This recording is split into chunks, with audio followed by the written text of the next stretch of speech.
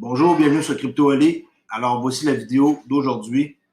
C'est très simple. Je vous demande si vous êtes au courant que Ripple rachète ses propres XRP pour la première fois dans toute l'histoire pour soutenir un marché sain. Alors, qu'est-ce que ça veut dire tout ça? On va voir ça dans cet article-là et vous me dites qu'est-ce que vous en pensez.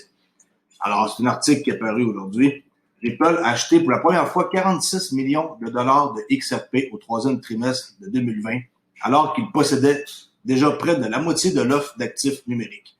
Alors, si on se rappelle bien, pour ceux qui ne sont pas au courant, Ripple, on va aller voir ici sur CoinGecko, pour voir la quantité en circulation, qui est de 45 milliards en circulation sur 100 milliards, et on sait que Ripple en possède la moitié. Alors, je vous demande si vous trouvez ça normal que la compagnie rachète ses propres XRP. Alors, Ripple a déclaré que l'achat avait été effectué pour soutenir des marchés sains. Qu'est-ce que ça veut dire, ça, soutenir des marchés sains? Je pose la question. Faisant peut-être référence à la création d'intérêts autour du XRP et à l'augmentation de son prix. Le porte-parole de Ripple a déclaré que, à The Block, l'article que j'ai pris ici, que la société pourrait continuer à acheter du XRP pour également prendre en charge son nouveau produit, la ligne de crédit.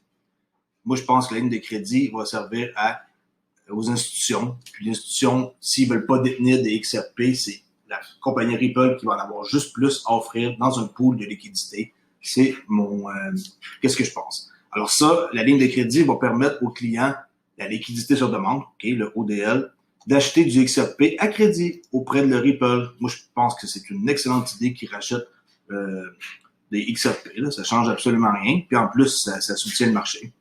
Alors, à long terme, Ripple développe de nouvelles capacités de liquidité sur demande pour trouver dynamiquement des liquidités XRP sur le marché libre. Et pas seulement sur Ripple, a déclaré le porte-parole. Les ventes de Ripple au troisième trimestre étaient également liées à sa solution de liquidité sur demande. Les ventes incluent les ventes de XRP pour prendre en charge la liquidité sur demande et la ligne de crédit avec l'infrastructure selon ce que le porte-parole a déclaré.